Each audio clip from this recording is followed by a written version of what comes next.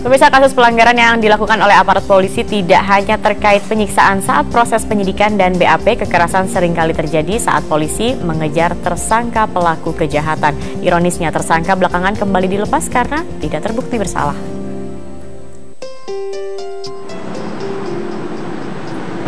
CA, 15 tahun, siswa SMP Negeri 4 Salatiga, Jawa Tengah, kini tergolek lemah di Rumah Sakit Tentara Dr. Asmir Salatiga. Tubuhnya terluka karena pukulan 4 oknum polisi dari Polres Salatiga, Jawa Tengah. Ia dicurigai menjadi anggota komplotan pencuri sepeda motor. Namanya disebut salah seorang pelaku yang ditangkap aparat Polsek Tingkir. CA ditangkap di sekolahnya Kamis lalu dan dibawa ke sebuah hutan karet tanpa didampingi guru atau orang dewasa. Padahal guru sekolah sudah meminta polisi untuk mendampinginya. Alif sendiri membantah terlibat pencurian. Tak terima dengan perlakuan polisi yang telah menghajar anaknya, orang tua CA yang juga anggota TNI meminta pelaku diproses sesuai hukum yang berlaku. Umur segitu, terus dia diperlakukan seperti itu dalam penyidikan, mulai dari di borgol, dia dilakban mulutnya, matanya, terus dipukuli. Kira-kira apabila itu anak saudara-saudara, kira-kira apa yang Anda lakukan terhadap anak tersebut? Saya tetap melakukan proses hukum biar berjalan sesuai apa adanya. Wakapolres Salatiga Kompol Yunaldi mengakui ada kesalahan dalam penangkapan korban.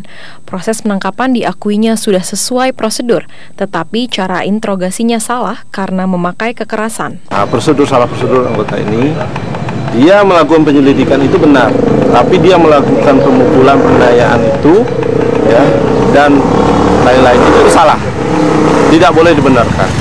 Sehingga anggota tersebut kita amankan malam tadi, ya, kita periksa yang langsung bersangkutan sampai hari ini masih berlangsung pemeriksaan kesalahan mereka. Saat ini keempat oknum polisi yang melakukan salah tangkap ini diperiksa Provos Polres Salatiga. Dari Salatiga, Jawa Tengah, Ardiansyah, Metro TV. Ya, itulah satu dari sekian kejadian yang terjadi baru-baru ini di tanggal 19 September 2014. Ini sempat masuk juga tidak, Bu Siana, ke Komnas HAM laporannya? Ya, saya tidak ingat apakah masuk karena memang itu banyak sekali ya, dan sebagian besar sebetulnya yang masuk itu yang tidak tertangani. Jadi memang kalau yang masuk ke Komnas itu biasanya yang tidak tertangani lama dan kemudian mereka frustrasi baru ke. Kalau mungkin dibantu media segala macam mungkin bisa cepat. Dan ini menjadi sebetulnya yang masuk ini hanya sebagian dari kasus-kasus yang ada sebetulnya ya. Kalau kita asumsinya adalah mungkin lebih besar lagi. Dan kalau kita mau menjelaskan bahwa sebetulnya ini bagian dari otokritik, Pak. Tadi saya katakan bahwa ini sebaiknya dianggap sebagai bagian dari upaya untuk nanti ada perbaikan ke depan. Jadi kami tidak bermaksud mempermalukan siapa-siapa, tetapi ini bagian dari otokritik kita semua, bahwa kita semua juga punya kewajiban untuk memperbaiki pihak kepolisian ini kan. Baik Pak Logan, kalau melihat tadi contoh saja satu kasus seperti itu, ini penanganannya seperti apa, sanksi apa yang bisa dikenakan kepada petugas yang lalai, dikatakan begitu, dalam menangkap tersangka? Jadi untuk polisi penyidik atau polisi pada umumnya ada 3 hukum yang mengikat dalam melaksanakan tugas itu. 1, mengenai disiplin. 2, kode etik. 3, pidana. Nah, jadi kalau ada yang terjadi begini, kita lihat dulu ya, di Polri itu ada sidang kode etik hampir sama dengan dokter.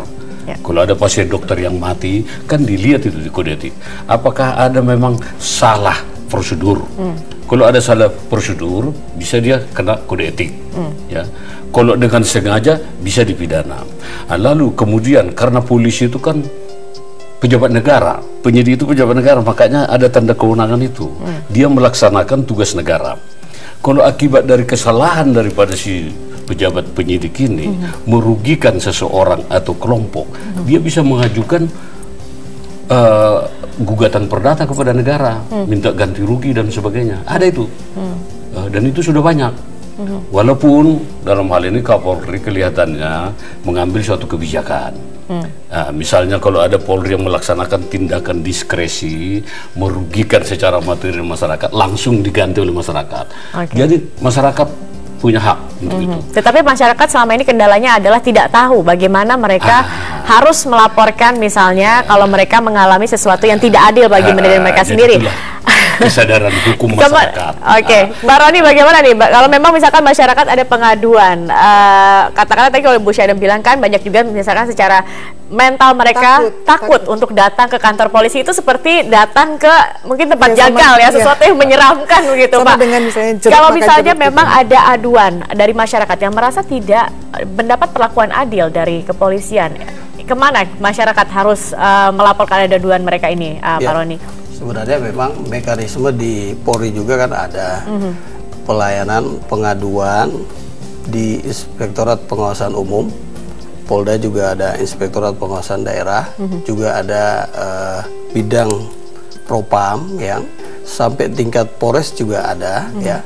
Tapi kalau misalnya ragu ya, yang tadi disampaikan oleh Bu Syana dari Komnas HAM itu kan sudah bagus. Selama ini langsung disalurkan.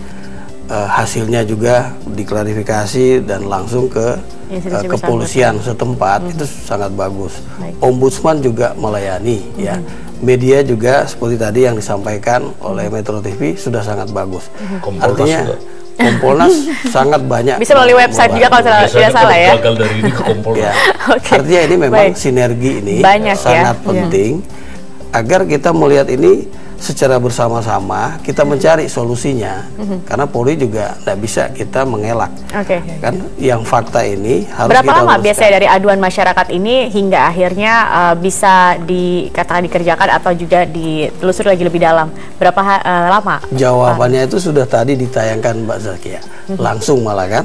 Yang tadi Wakapolres itu langsung dia tidak perlu lama-lama. Kalau ini kelihatan media, karena kelihatan media Pak. Kalau tidak kelihatan media berapa lama Pak? Itu maksud saya perlu ada sinergi dan masyarakat ketika dia menjadi tersangka. Jangan khawatir, di pengadilan itu disediakan penasihat hukum yang gratis oleh negara. Nah, silakan berkoordinasi dengan panitera di pengadilan. Mereka yang nantinya menjadi penengah, menjadi mediator ya. Nah, ini maksudnya kan secara sinergi.